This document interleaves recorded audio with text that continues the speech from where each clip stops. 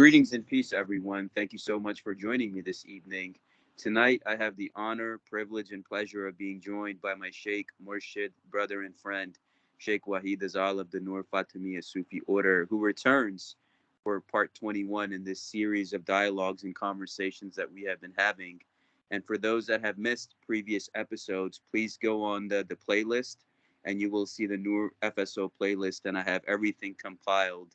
So without further ado, Bismillah, Nur alaikum, and welcome to our dear brother, Sheikh, and friend.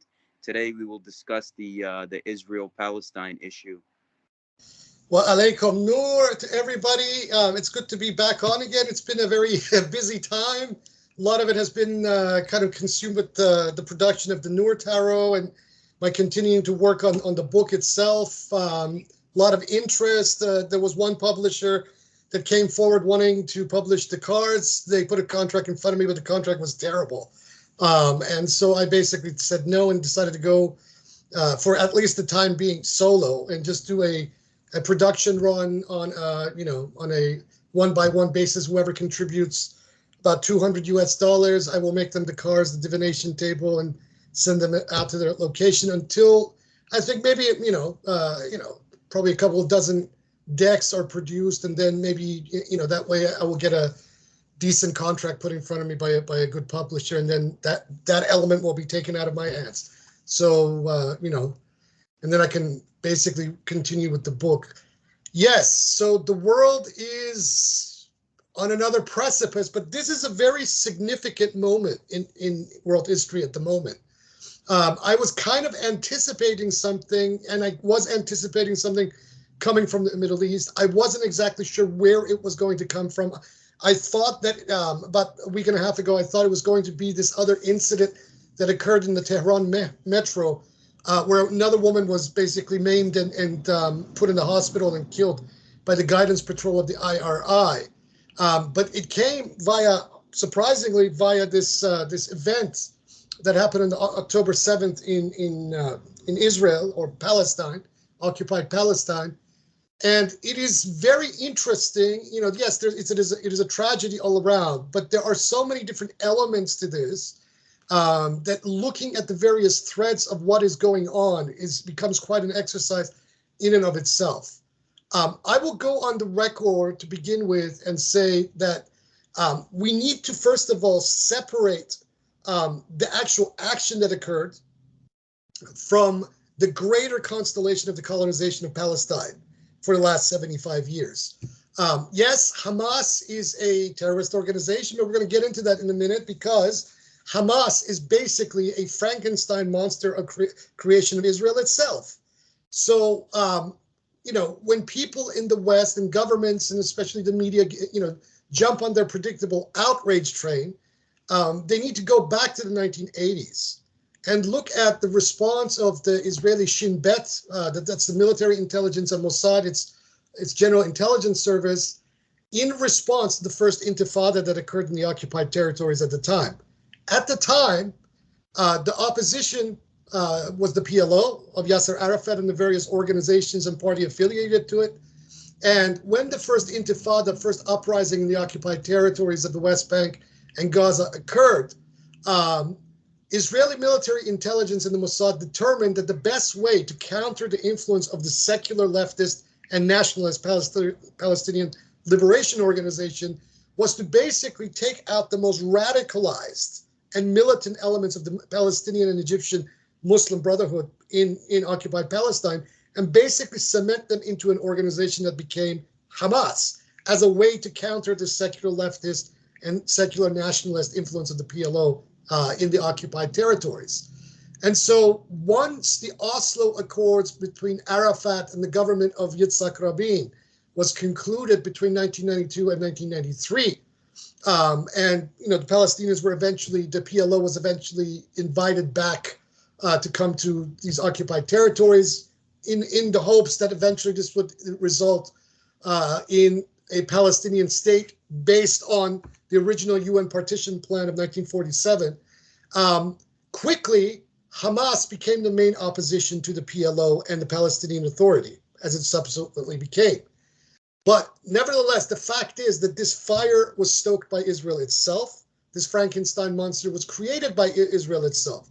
And the existence of Hamas in and of itself, despite its election victory in 2005, has been instrumental in dividing the Palestinian cause and Palestinians since that period, that Arafat and the Palestinian leadership came back to Palestine. So this is one of the most important and significant elements of this greater Palestinian struggle, and especially the events that happened last Saturday, that needs to be taken in mind. So then the question becomes, why now? What prompted this organization, which has been under the thumb of Israel from its inception in many ways? Granted, it has an alliance with Iran and Syria and Hezbollah, and we'll get into some of the elements of that in a minute as well. But what happened that a area of the world that is the most highly surveillanced, right, and the most highly cordoned off area in the planet, bar none, can manage to be the place, the locus for the planning of one of the most significant events in the history of that region since the Yom Kippur War of 1973, which was also a surprise attack. And this doesn't make any sense. Now, on the one hand, Israel itself, over the last year, has been in a state of near civil war between the supporters of the government of Benjamin Netanyahu and Benjamin Netanyahu himself, and the general Israeli public who are up in arms against the attempts of Netanyahu and his government to basically curtail the power of the independent judiciary in Israel. So the claim is that because of this, social strife, that the intelligence apparatus of Israel basically failed and didn't see this coming. I don't believe that. In an area like the Middle East and especially Palestine, Israel never sleeps. Even if the government and the people and the civil society are in the middle of an issue, the intelligence and military apparatus of that colonial settler state never sleeps. So my reading of this situation is that the military and intelligence apparatus of Israel knew very well something was up. In fact, the Egyptians are on record 3 days before it happened, warning the Israelis that something was going down. And the Israelis failed to act. So what happened, in my reading, the only conclusion that one can reach is that the Israelis allowed this to happen. The government, the right-wing government of Benjamin Netanyahu, allowed this to happen, number one, as a means to mute this ongoing criminal investigation against him personally, and number two, to stop the tide of the social revolt in Israel itself against this government and its attempts to basically, turn the independent judiciary into nothing.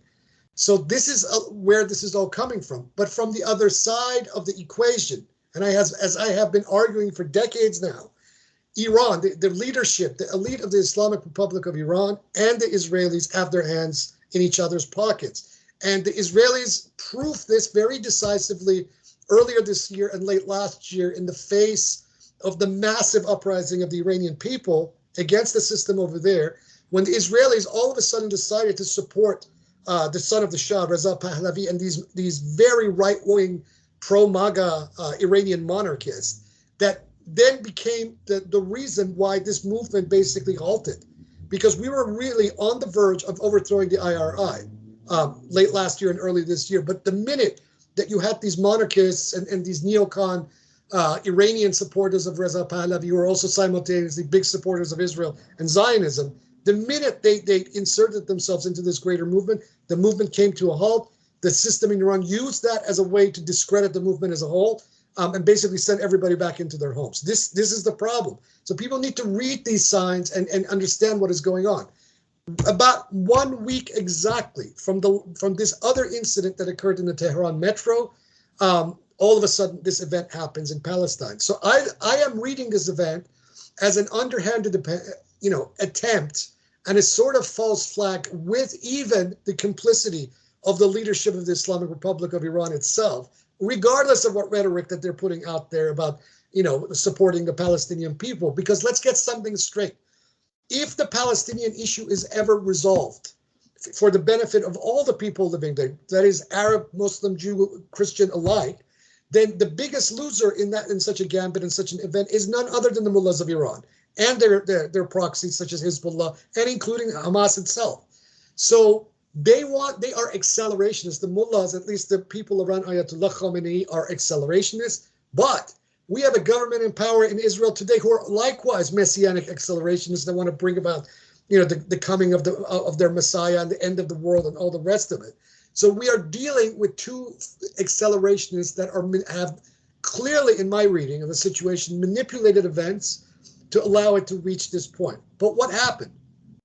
What happened is that on the morning of October 7th, Saturday, you had Hamas forces attacking past the Gaza barriers by land, sea, and air. They were using paragliders, and they basically landed in several different civilian areas, and particularly a rave concert that was happening less than 3 kilometers from the Gaza-Israel border, which was basically mainly off-duty IDF soldiers, rank-and-file soldiers.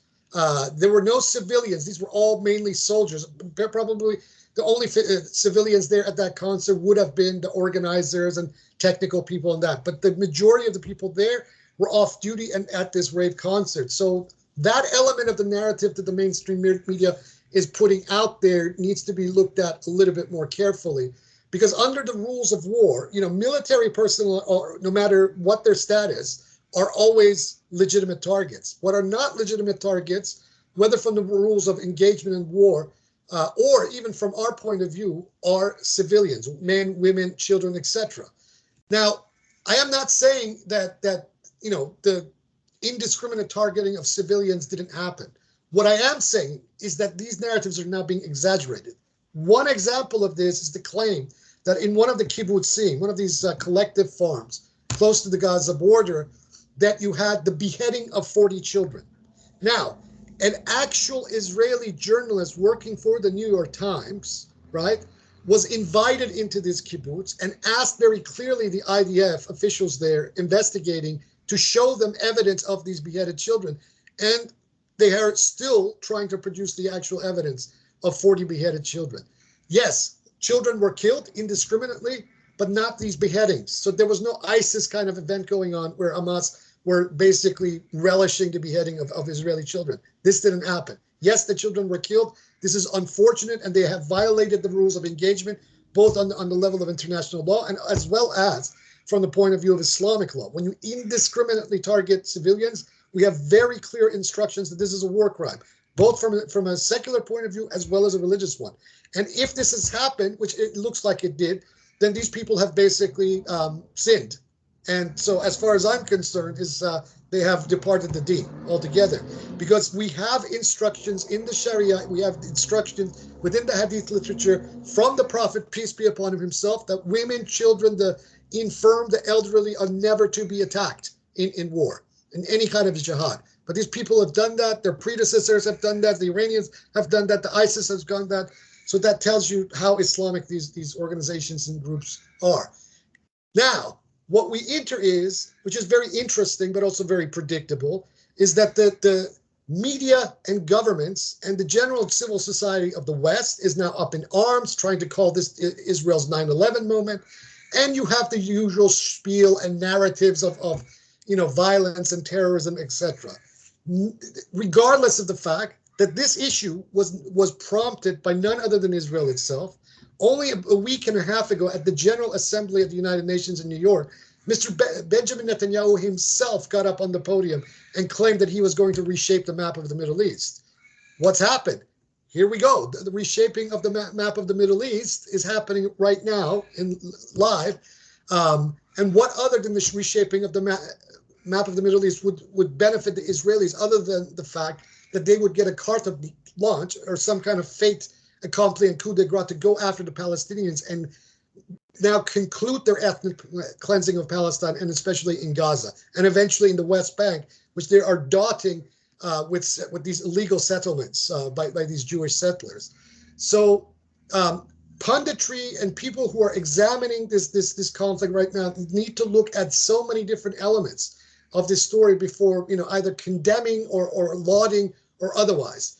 I am with the people of Palestine. I am not with an organization. I do not like Hamas, and I've told you why, because this Hamas was from its inception the creation of the Israelis. So any violence that they are unleashing right now, whether on the Israelis or as a blowback by the by the Israelis against the Palestinians. These are all things that have benefited the Israeli security and military establishment and apparatus from its inception. So Hamas absolutely must be condemned, but the general dynamic of what is going on here is pretty significant. And what is going to come out of all of this remains to be seen. But my personal opinion is that there are a greater constellation of forces beyond the human that are directing events that eventually will lead to the decolonization of Palestine and the end of this Israeli colonial settler state that has been a festering cancer in the region since 1948, and that has been instrumental in propelling every single conflict that has existed in that region, including the rise of militant Islamic fundamentalism, whether in Iran, whether in its Wahhabi form or otherwise. Without Israel, if this excuse does not exist in the region, if Palestine had been a multi-ethnic democratic state from its inception, then none of these problems would have existed. So imperialism has used this, used the creation of these fake groups and these militant and violent organizations as a way to, number one, maintain its settler colonialism in the Levant, and number two, to keep all the governments and forces in that region weak and divided so that they cannot resolve the issue. And this incident right now, the so-called 9/11 of Israel, which is no different than the 9/11 of New York City itself, is at least in the back of the minds of the people who perpetrated precisely that very thing. But this time, in my opinion, they have made a gross miscalculation. And the beauty of this miscalculation even goes beyond these governments themselves and goes even to falls at the feet of the very plutocrats in control of the social media space, such as Elon Musk. He bought Twitter, turned it into X, took all the stopgaps away so that you can't censor anyone anymore. Now, you go to Twitter and you look at all the tweets that are going on, almost like 65 to 70% of the people on Twitter are pro-Palestinian, right? And are putting actual narratives of the events that are going on. Facebook is a little bit more subdued for obvious reasons, but they're still not taking down posts in support of Palestine. So this has been the law of unintended consequences that has happened even to the plutocrats of this time, such as Musk, etc. And so they are losing control of the narrative, and that means that in the long term, that the people who want to liberate Palestine and decolonize that region and push back against these forces of neocolonialism and imperialism in the region are going to win. It's going to take a little bit of work. It's going to probably be about a decade, maybe less. But in the end, we will win. And in my opinion, this is written in the stars. So if this is a false flag, Israel just made its greatest miscalculation. Yes, they're going to go into Gaza. There will be a land offensive. They will kill maybe even a third or more of the population there. And this will be a war crime.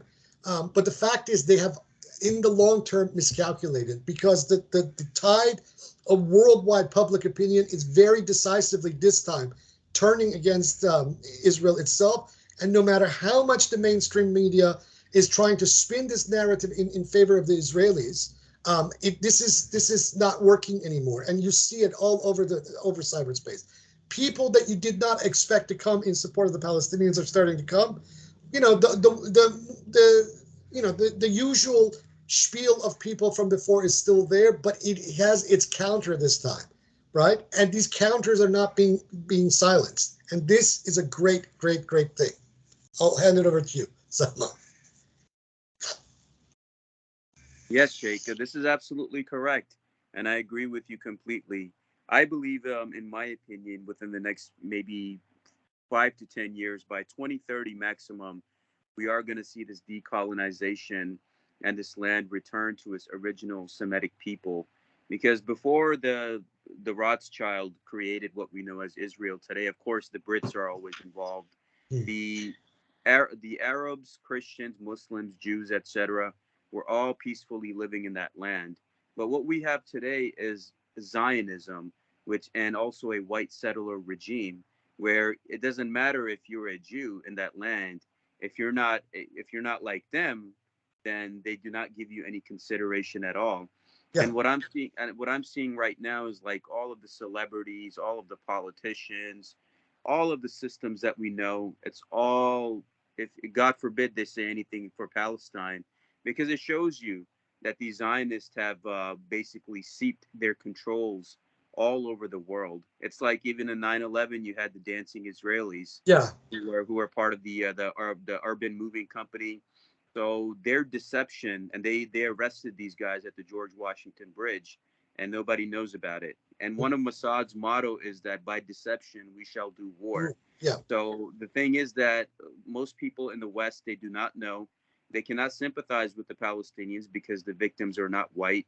Of Yeah. course, the Ukraine situation, I mean, we are with the Ukrainian people and what they had to deal with Vladimir Putin and the Russians. But here you see the bias of the Western world where the same exact thing is happening to the Palestinians, but just because the victims are not white, they do not care. And in the American school system, every year they tell us about the Holocaust and teach us about this, and this to sympathize with the said group of people. But the same exact thing is happening right now, a war crime where they Yeah. turned off they turned off the water, gas, electric, heat, food. I mean, even in a federal prison, the most worst criminals in America are not denied those human rights. That's right. Why is the world silent? And this is something that has hurt me deeply. And unfortunately, with the IRI and a lot of these guys in Israel, they are all buddy buddy behind the scenes. And it's just like how in Pakistan and India, they pretend to hate each other. But when you go to London, all of their families are best Yeah. friends with each other. And you see that I've seen this reality with my own eyes. Yeah. So most people have to wake up, and the Sheikh is correct. Within the next 5 to 10 years, their decolonization is going to happen.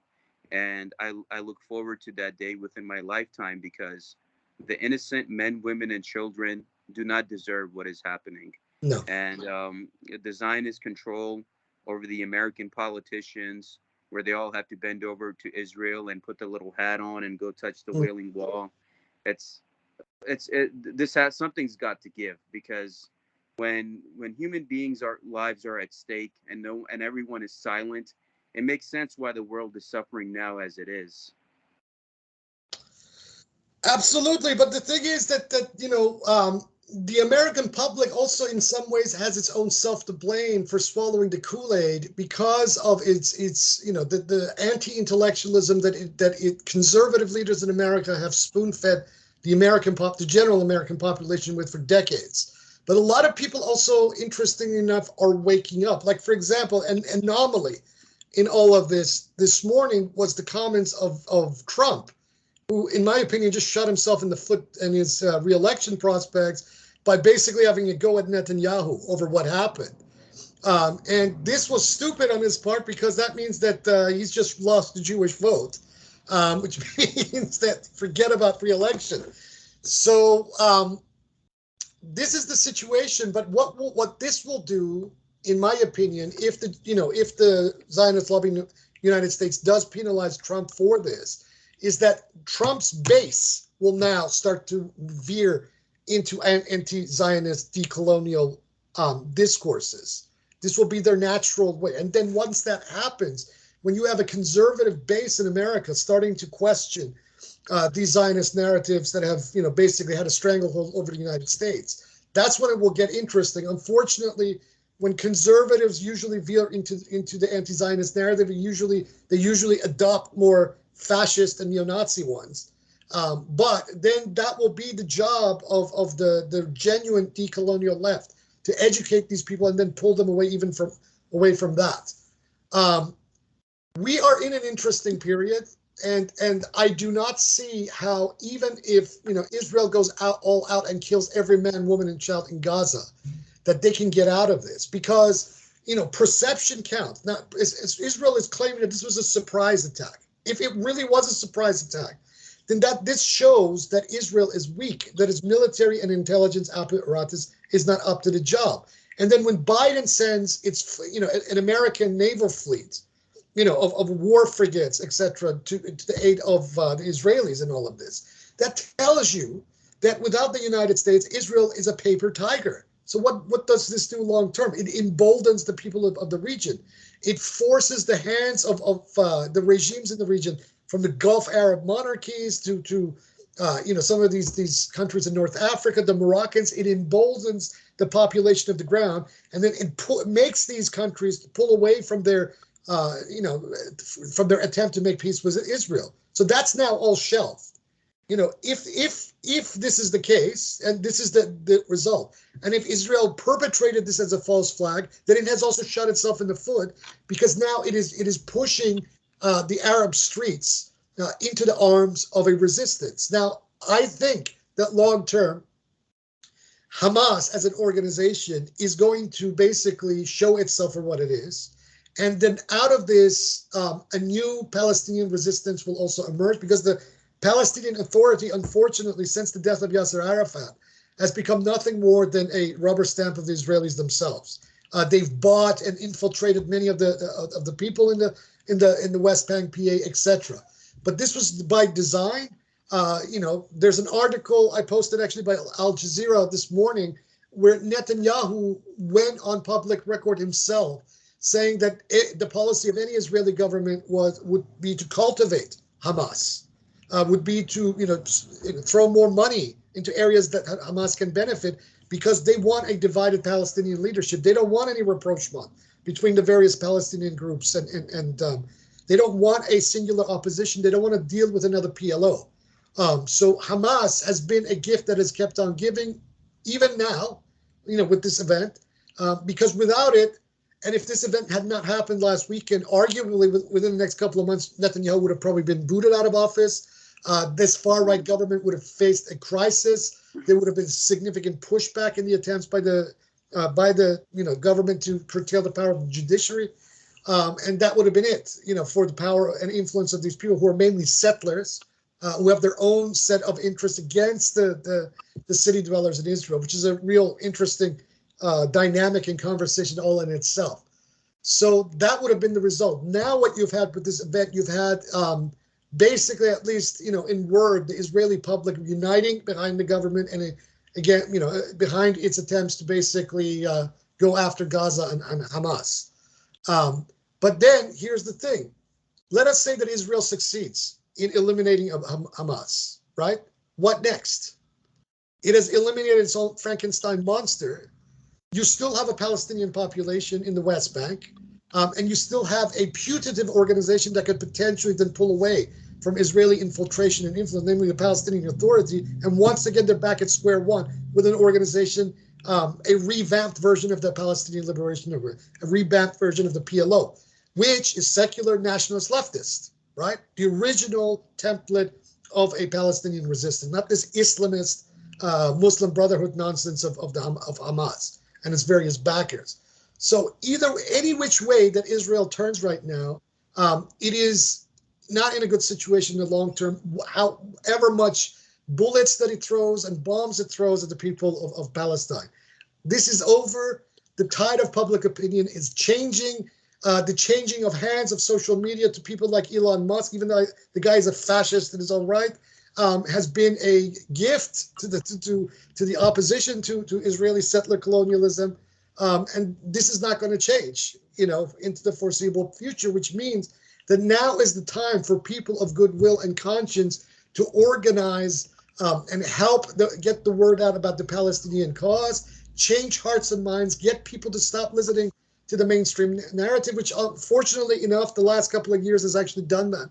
People on the right and the left no longer take anything that is coming from mainstream newspapers or television media, etc., on face value. People are questioning. So now is a good time to get the word out, but also it is a time for people of goodwill and conscience to basically root out the agent provocateurs, identify these groups that are actually, who maybe put on one face but are actually doing something else for the benefit of the enemy, to root these kinds of organizations and influences out of themselves.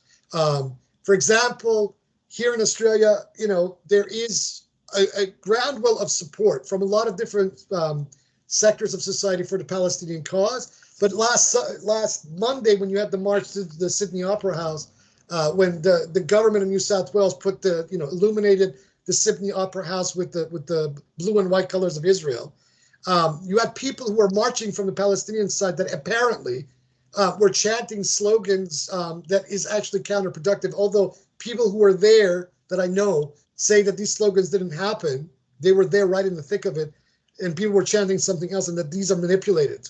that this isn't how it happened. People were not saying things like "gas the Jews" and "fuck the Jews." They were not saying that at these rallies. But the next morning, the world media and the Australian media was claiming that they were, which says that there are interests in Australia itself that do not want to allow a groundswell of support for Palestine. And in fact, they have broadcasted, as of the headlines today, in the Australia. This is one of Murdoch's rags. And you look at the headline, it says, ASIO is the CIA of Australia. ASIO, war of words warning.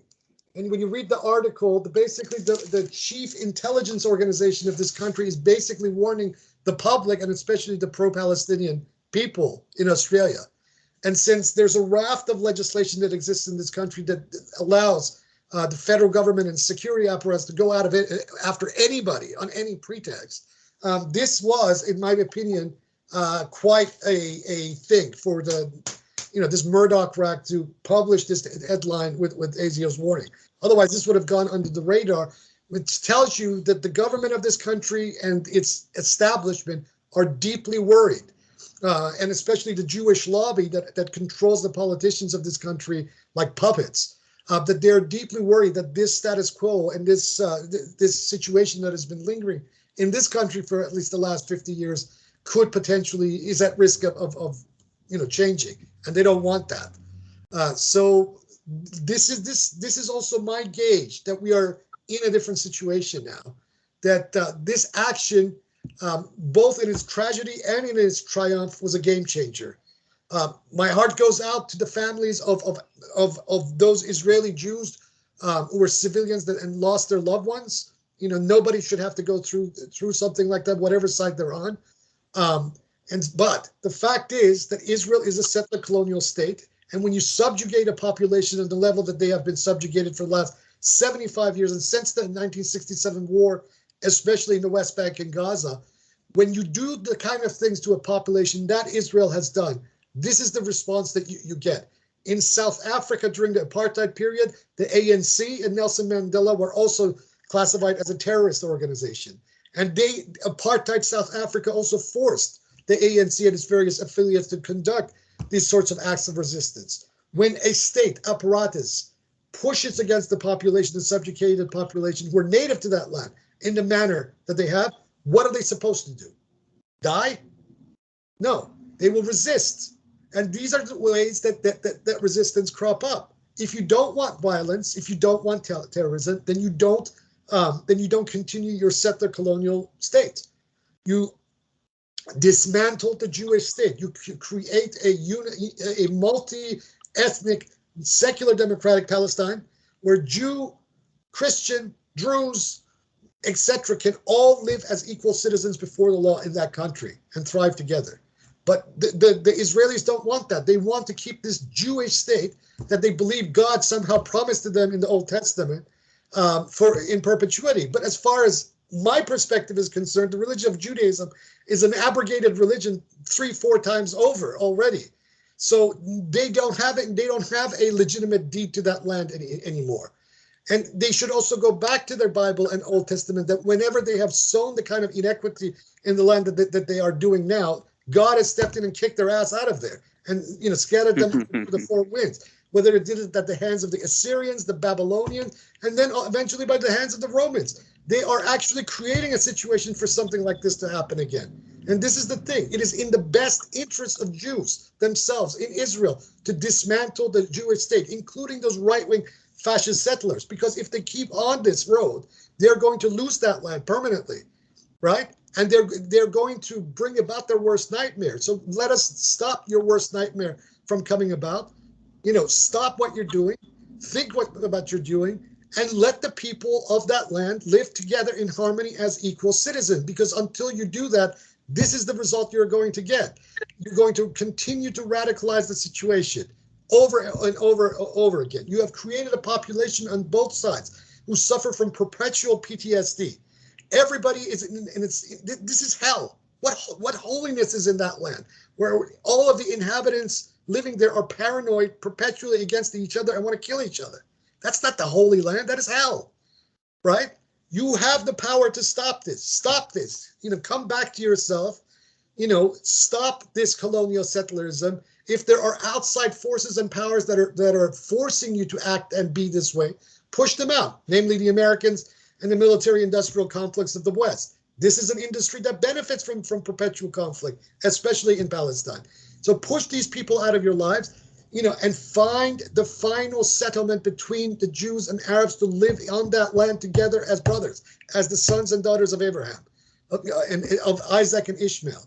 This is the only solution to this problem. No states, two-state solution, one-state solution. A democratic, secular, multi-ethnic Palestine. This is the only solution to this issue, and nothing else. I hand it to you. That is true. That is true, Sheikh. Absolutely.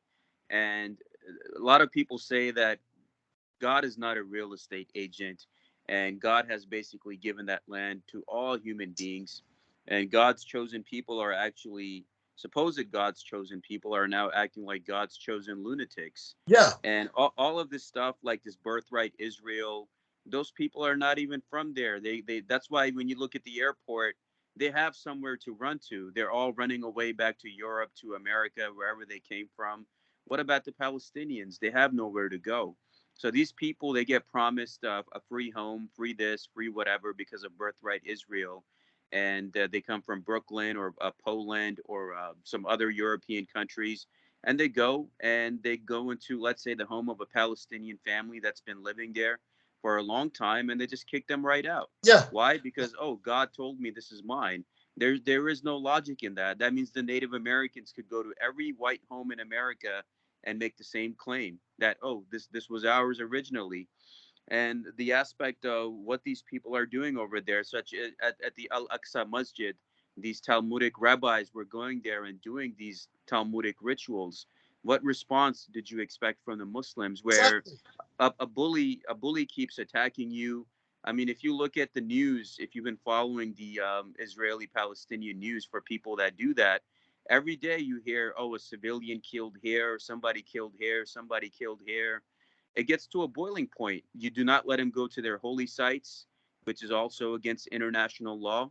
So number one, you're bullying them. You're not letting them go to their holy site. You're desecrating their holy sites. And now you're committing a crime against humanity by turning their water and food and everything off. What response do you expect from somebody like that? And I believe the white Western world should be ashamed of themselves with their virtue signaling.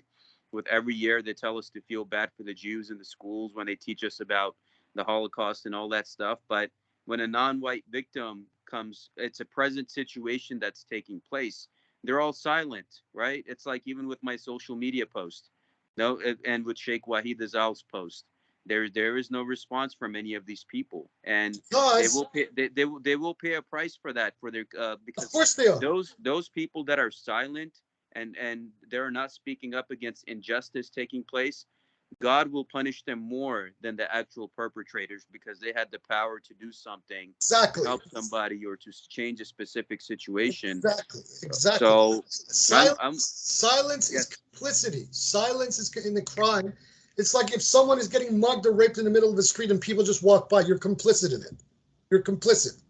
It's as simple as that. You have a moral agency, and your moral agency, God-given moral agency, says that you have to intervene. If someone is in trouble, you have a God-given moral agency to intervene. Simple as that. If you don't and you walk away, you are complicit in the crime. And this goes for struggles such as the struggle in Palestine. Now, why do most people in the West remain silent or back the Israelis? For a very simple reason, is because in North America, in Australia, in these countries, white supremacy is the dominant ideology. And a narrative that contradicts that then shatters this myth of their supremacy. Even though white supremacy is not out, it's not spoken. Nobody is wearing a Nazi uniform walking down the street, or a white hood. But this is the dominant ideology of the West, is white supremacy. And something like this challenges the self-adulation of these white Anglo-Europeans about their supremacy. And so, whereas 70, 80 years ago, these very same white people were completely on board with the Nazi narrative about the Jews, where anti-Semitism was one of the most prevalent narratives in the white world, right?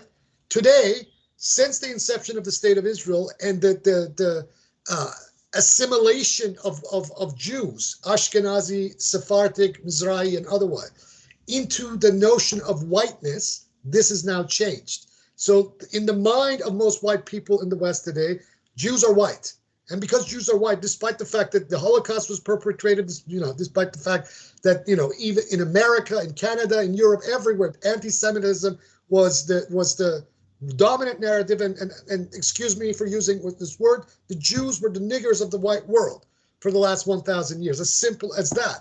So since the end of the Second World War and the fact that there was a collective guilt, established, at least as far as the Germans are concerned, for perpetrating the Holocaust, from that moment forward, there was a shift, and such that the Jews, all segments of world Jewry from that point forward, were now deemed to be white, right?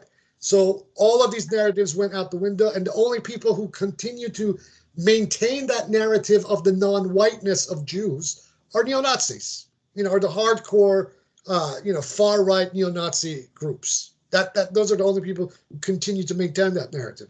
But the generality of the white world looks at Jews as white.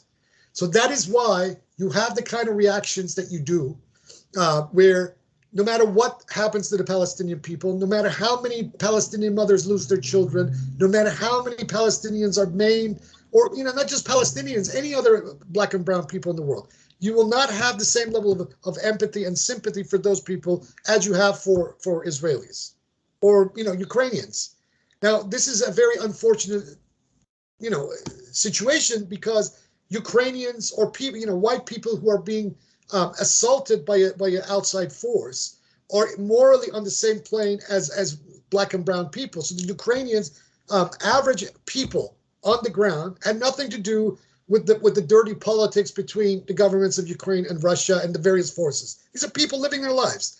So it is this is where I think even a lot of the people on the left who have backed Putin in this war in Ukraine need to go back to the drawing board. We support people on the ground.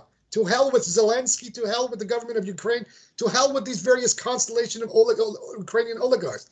I stand with the people of Ukraine. I don't stand with the government of Ukraine. And people of Ukraine have as much right to their peace of mind, safety, health, and security as any other people on this planet. But this also goes for the Palestinian people, who have been subjected to the most brutal occupation regime in the modern history of humanity since 1948. And this needs to stop one way or another. So, those people, especially a lot of my Iranian compatriots who beat their chest for the situation of the people of Iran, but then back Netanyahu and the Israelis, these people have no moral compass at all. Because the same thing that is happening to the people of Palestine is the same thing that is happening to the men and women of Iran by this theocratic regime, regardless of the fact that Ali Khamenei and the Islamic Republic of Iran, at least in word, claim to support the people of Palestine. I'm telling you that the Palestinian-Israeli conflict for a regime like the IRI is to its benefit. If this resolves, then the Islamic Republic of Iran will be no more. It will lose its raison d'etre. Nevertheless, the people of Palestine are in the same situation as the people of Iran. So if you support your own compatriots back in Iran, you have a moral duty, a moral God-given duty to support the people of Palestine that are subjected to the same thing. One in Iran by a theocratic fascist regime, the other one by a racist colonial settler regime practicing apartheid. It's as simple as that. There's no difference between these conflicts. But this is like I said, there's a silver lining in these events, is that the wheat and the chaff of the world are also being separated. So we are seeing who the righteous are and who the unrighteous are. Obviously, the normies that are, basically falling in line behind the mainstream narrative about what's happened. These people are just lost, in my opinion. We don't even deal with these people, whoever they are. But you're also seeing a lot of people wake up, and social media is proving this. So the deregulation of social media that a lot of us, even on the left, were decrying because of the fact that it was, you were finding a stampede of far rightists and Trumpers and etc. This has now become a double-edged sword for the very people who meant it to become that way, because it is now creating sympathy and a narrative that is showing the other side of the situation. And this dialectic, in my opinion, will resolve in the favor of the people of Palestine and the decolonization of that region eventually. sooner maybe than later. Absolutely, Sheikh. And the recent story that I've been seeing in the Zionist control media, it's about Hamas beheading the babies, and it Yeah. reminds me of when the daughter of the Kuwaiti ambassador testified, and she was crying about the babies who were pulled out of the incubators. So that kind of like had a similar pattern that I've noticed on that. And when I looked at all of the major news organizations in the Western world, whether it's the UK, the USA, Canada, or Australia, the white Western world in general, most of the heads of these news networks are Zionist Jews. Yes. And whether you look at Hollywood, the adult porn industry, the sports industry, anything, and you see all of these people coming out of the woodwork. Oh, pray for Israel, pray for Israel. And God forbid anybody says anything about Palestine. But Oh, the look, but person's contract gets revoked. look at the diction. Look at the division. Pray for Israel. Why pray for Israel? Why not say pray for people? What is Exactly. that? Why don't they say that? Why do they say pray for Israel? You know, I mean, they are deliberately being divisive. Rather than trying to unite, they're trying to divide. We're saying pray for the people, be they Jew or Muslim, be they Christian or Druze. Yeah. Pray for the people. Don't make a distinction saying is pray for Israel. Why? No, don't pray for Israel. This is a land that is a term of iniquity now. You know, the Lord of the universe itself recoils from that name. Yeah, I said it. You know, the fact is you have to pray for the people who are caught in the crossfire of this conflict, whoever they have to be prayed for. They don't deserve this. But the fact of the matter is that this is a war of liberation now. It is. This is the Yes. Palestinian war of liberation.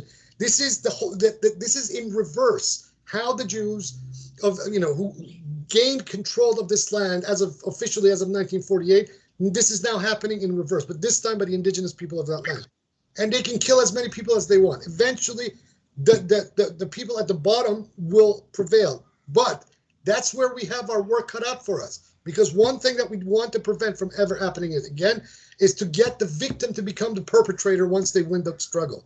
This is going to be the most important and most challenging thing that the next generation of you guys are going to have, is to prevent the same thing happening that where you had the Jews come out of the Holocaust, establish their Zionist state in 11, and then become the very thing that had been persecuting them for the last 1,000 years, and especially in the 6 years of the Second World War. We want to prevent it. We want to prevent a generation of Palestinians to emerge to start persecuting Jews and perpetrating it up, because this cycle needs to be broken once and for all. That is going to be the challenge. That's absolutely right, Sheikh, and I agree completely. And I have faith in my generation and the Generation Z and after them, because what I've seen on social media, like let's say maybe YouTube or TikTok or these other platforms that are there, that people are pushing back against the mainstream Zionist narrative. People are more spiritually in tune now, especially the young generation. They can see people suffering and humanity suffering, and people who are on the side of the truth, they know that that is correct. Whether it's, if you look at the Holy Quran in Surah 2 verse 62, or the last two verses of Surah Baqarah, it tells you the concept of that the true people of God do not make any distinction. As long Exactly. as you're a believer and as long as you're a righteous individual, then you will be fine. And that is the concept that even in the Noor FSO that we carry, about you being a good and righteous and upright individual, fighting against injustice and standing up for the truth and doing the right thing with the time that God has given you. And that responsibility lies in the hands of the Palestinians, because Yes. eventually we all see this, that whether it takes another 5 years, 7 years, but by 2030, at the scale that this is going, the Palestinian people will have their freedom, and it will be their responsibility to not be like their oppressors and show the Exactly. world the real Islam, about how we are taught to live in harmony with all people. And we're seeing that even that mutiny happening in the Israeli army, where Yes. people are abandoning their posts. They're saying they don't want to go to Gaza, they don't want to go to war, because a lot of these people, they're forced to serve in the military. They don't have any experience. So as soon as like an actual gunfight comes to their face, then they abandon their posts and they run Look, away. Some of our best friends in Berlin, and especially this lesbian couple that came out for Nuri and I after Roya passed away, were former IDF soldiers that basically considered themselves, Israeli refugees in Berlin. And some of these people were the most critical of Zionism, Jews themselves, right? Left-wing Jews living in Berlin. Some of them are dear friends of mine that I'm still in contact with. In fact, a lot of the information about what's happening on the Palestinian side is coming from them to me, because they're switched on to these various peace groups in Israel right now. And these people were critics, and we were all part of the BDS in Germany, which technically now is an illegal organization in Germany.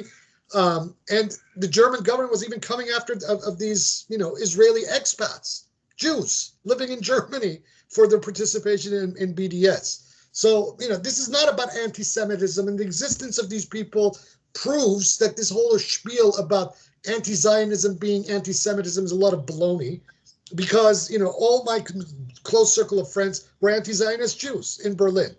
They had nothing but respect for my tradition. I had respect for their tradition. And, two of them came out for Nuri and I when Roya passed away. This is saying something.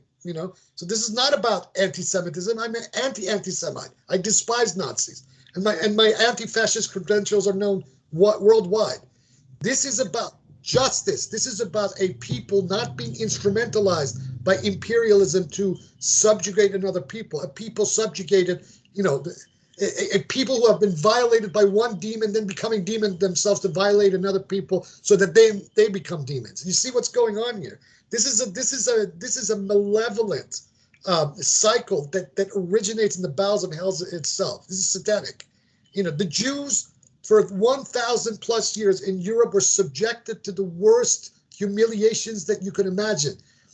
They were ostracized. They were incessant pogroms against them, and then this all culminated in the Nazi Holocaust. Then they come back. They gain their nationhood, and they immediately become exactly the same thing that was persecuting them for the last 1,000 years. This cycle is satanic. This cycle needs to stop.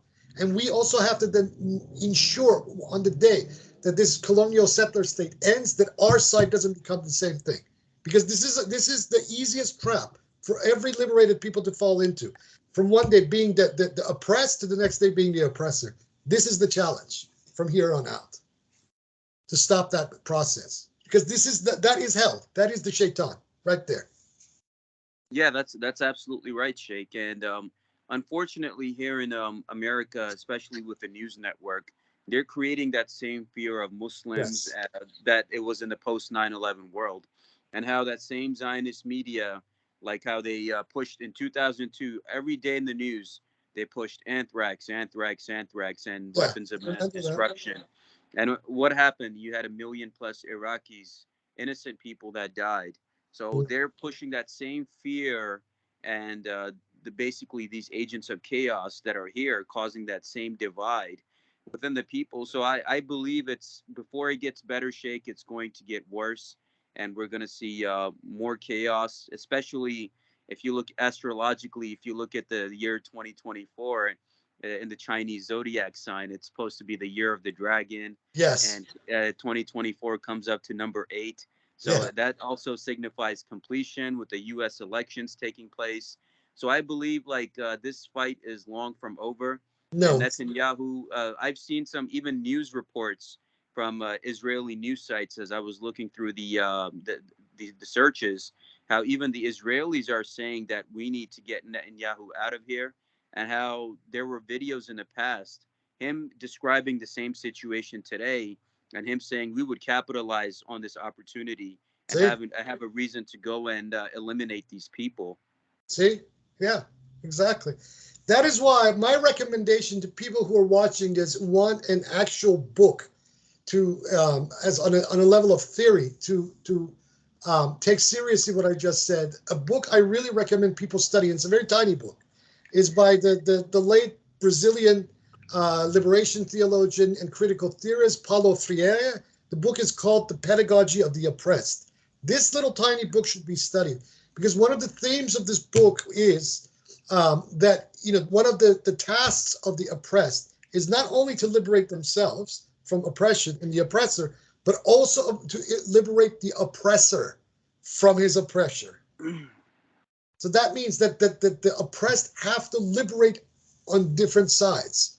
And that doesn't mean in the old Stalinist way where you basically then re-educate people in that Stalinist way. No. We have to novelize about how we do this, right? You have to teach freedom to people, including especially the oppressor. Even if he's using the language of freedom like the American system is and the American military is, these words have lost their meaning. When American politicians talk about freedom, it doesn't have any resonance anymore because they have taken the freedom of their own people and they have taken the freedom of the world in the process in various different ways. No, freedom has to be relearned, real freedom. And any liberation organization on the planet today, genuine liberation, has to be adept at these arguments, has to be adept. They have to practically be magicians and psychiatrists all at the same time to be able to not only liberate a people from oppression, but also mentally and spiritually have the way to liberate these hearts that have been infested with the darkness of the devil himself. That is a big job, but this is what is required for the next generation. And you guys have to really step up, really, teach, learn, think, and novelize on methods, to change this landscape. Because if you don't, and this condition continues, the human race will vanish from this earth. It's as simple as that. Because like I've always been saying as well, the number one issue that we are facing over the next 100 years is the environmental issue. And ways that we need to find to reverse this condition. Otherwise, the ecological devastation as a result of the Anthropocene, that is humanity's ability to destroy itself, will destroy itself. It really as straightforward as that. I agree completely, Sheikh, and that's why one of the main highlights of the Noor FSO is the prohibition of the buying and selling of the elements, air, fire, water, and earth, because God has made us basically the caretakers of this planet. Exactly. And it says that in the Quran and in other scriptures that this world has been given to us and we are responsible for how it is. So we must eliminate all of these hatreds and misconceptions and the destroying of the environment and nature and come together to build a healthier society for future generations. Now, these people, whether it's in the U.S. government, who are mostly all of them are dual citizens with Israel, calling for the ethnic cleansing of Palestinians, what we're seeing with all of the sports people and everyone just bowing down to the Zionist agenda. These people are not part of the solution. The part of the solution people are good people on all sides, humanity in general, like Sheikh Wahid Azal has taught us that we are for humanity. And the good Muslims, good Christians, good Jews, we all need to come together. And these small forces that have manipulated us and exploited us and hurted us for God knows how many generations and years, they need to be brought down, and people have to tell them that enough is enough. We're living in a society where people have barely enough money to survive with the inflation. So it's going to get to a point, even in America, there's social unrest, economic unrest. People are just going around looting stores and not caring about consequences. People mentally and spiritually are not in a good place. No. And this latest incident is not, basically, it's adding to the fire even more in terms of the emotions and the tension that's in the air. You know why? You know why that is? Because the elites of this planet it's a very sick dynamic. They have figured out that unless you have a huge population in a constant state of anxiety, you cannot profit. So this is one of the underlying reasons why these events happen, to keep populations in a perpetual cycles of anxiety. You mess with people's mental health for as long as you possibly can to profit from it, because they're going to need things, or they're going to, they're going to commit crimes that then feeds the prison industrial complex, and on it goes. So this is a monster, a multi-headed monster that needs to be fed perpetually by the anxiety of human beings. Whereas peace, where people have peace of mind, is not profitable to these capitalists. And this is another reason why, the question of the dismantling of neoliberal capitalist order has to be taken on board for precisely that reason. Because as long as this system is in place, this is the result. That's absolutely right. And these neoliberal capitals, these people are all part of the government. They're all part of Hollywood. They're all part of these different people pushing the agendas that they're pushing. And people here are even saying, the American people, okay, why is $5 billion of my taxpayer money going to the Zionist state of Israel every year? While people here, the homeless and the people, veterans and other people, don't have access to services. People are suffering in the current economy. So it's going to get to a point where it's going to be a global revolution. I'm seeing that in Yes. my home country of Pakistan.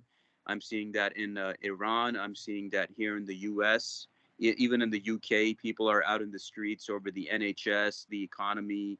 Everything is so expensive.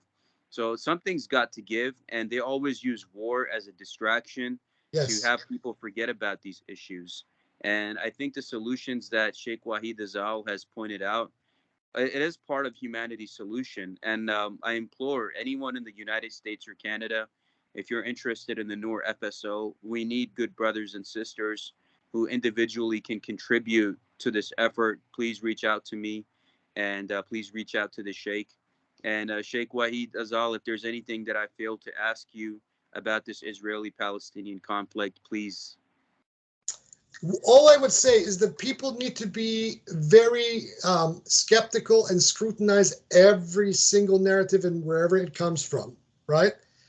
Do follow your heart and intuition, because these are usually right when you look at something. Do not react, think, and then emote, right? Rather than emote and then think. This is what most people are doing. When you do that, then you will begin to see what's really going on. Broaden your horizons. That means even people on our side should read what the other side is saying, or consider it and then pick it apart if there are contradictions in it. Because this is the only way we get it to the truth. Become adept at using a dialectical framework of looking at the world, so that you look at both opposite sides in order to create the synthesis. Now, if you're a Marxist, a genuine Marxist, then this is what you should be doing anyway. But this is the method to do that, and do not buy into bandwagoning on any side at all, and look Yes. at the solution to the conflict. That's absolutely right. And for my thoughts, I would conclude what the Sheikh has said as well, is that we must use our hearts and minds and use discernment when there's any agenda that's out there pushing one side against the other, because that's where the elites profit off of. So we must be able to see and look at everything from a factual point of view and see where the world is going. And in my opinion, by the time we reach 2030, if we do not turn this thing around in terms of war, natural disasters, and the things that we're seeing in the world happen today, humanity is going to face a 0 point event, and Yes, we have to get our acts together. We big have to time. become one human family, and we have to do the right thing. But unfortunately, as much as I try to keep faith with humanity day by day, what I see, it only hurts me. But And at the same time, I cannot lose faith and I cannot lose hope to see where the future might be taking all of us, for the sake of the Sheikh's children, others' children, and their future generations. If we do not leave a better world for them, then we God will hold us accountable for that. 100%. My advice is, you actually put your finger on something very important here. Um, People who lose faith in humanity, yes, if one puts one's faith in humanity, guaranteed one will lose that faith every time. Everybody. Never put your faith in humanity for its own sake. Put your faith in humanity for the sake of the spirit, not for its own sake. That's what, even all of these teachings say. Don't put your faith in others because of themselves. Put your faith in them because of the spirit or God. That is how this works, this dynamic. Because if you put your faith in others and project, they're going to disappoint you. And we just lost another brother this week, Dean O'Hare. I should mention that really, really broke my heart. Dean and I were good friends on Facebook. We had a couple of Skype conversations. We never met. He was living in New York. And he got very depressed on the eve of all of the stuff that was unfolding in the Middle East. And only this last week he passed away. Dean was a Sufi. He was an Alavi Bektashi Sufi, and was also an anti-racist skinhead. And him and I had a lot of interesting conversation over the last couple of years. And Dean had traveled, was very well traveled throughout the world. and he had a heart of pure gold, but the people around him were constantly disappointing him. And this was his incessant complaint, and he felt isolated. But he was living in a big city where people's akhlaq is usually not the best. I Yes. told him many times that maybe he should consider about moving into the countryside because he loved nature and animals, etc. So his memory is truly blessed, and we are all of us, his friends, were very devastated to hear about his passing. It was very sudden. He had heart failure, just out of the blue. His heart broke, basically. Many of us were worried that he might take his own life, but it appears like his heart finally gave out. Rather than him taking his own life, it's just his heart broke. And this is perfectly understandable. And I ask everybody who's watching this to say a little Fatiha for Dean, because he was a warrior. He's a fallen warrior of ours. And may his memory be blessed, and may God shed his light on him all the time. Ameen. Ameen. Ameen, Sheikh. I will recite Al-Fatiha for our brother Dean, and it's unfortunate I'm seeing a lot of heartbreak here, and myself, I've been experiencing a lot of that pain and heartbreak myself, because us as empathetic souls, we are very sensitive to these things, and we need to be in environment and areas where we can relate to the world and spirit and nature around us. And recently, I also lost a friend from my high school, a young man in his 30s, just like myself. Nothing wrong with him.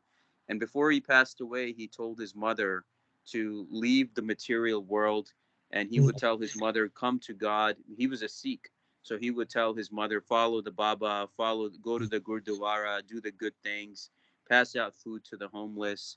And the mother was surprised. Why is this kid telling me all of this stuff?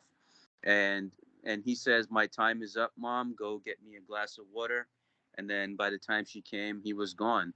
So he was a spiritually in tune soul, and people are suffering from that heartbreak, like Dean did and my friend who passed away did. We are living in a strange time and challenging time, and I would say we're all walking each other home, Yeah. and we owe this love and light to one another. Let's love each other. Let's penetrate through these agendas like Sheikh Wahid Azal has educated us today, and stand up for humanity, not for any specific race or religion, but for humanity, for the sake of Allah. Like how people always tell each other, "I love you for the sake of Allah." Please come together for that same sake if we want to save this world in its current format. Ameen. So, Ameen. with that, I conclude part 21 with Sheikh Wahid Azal. And inshallah, we will do future episodes down the road, part 22 and beyond.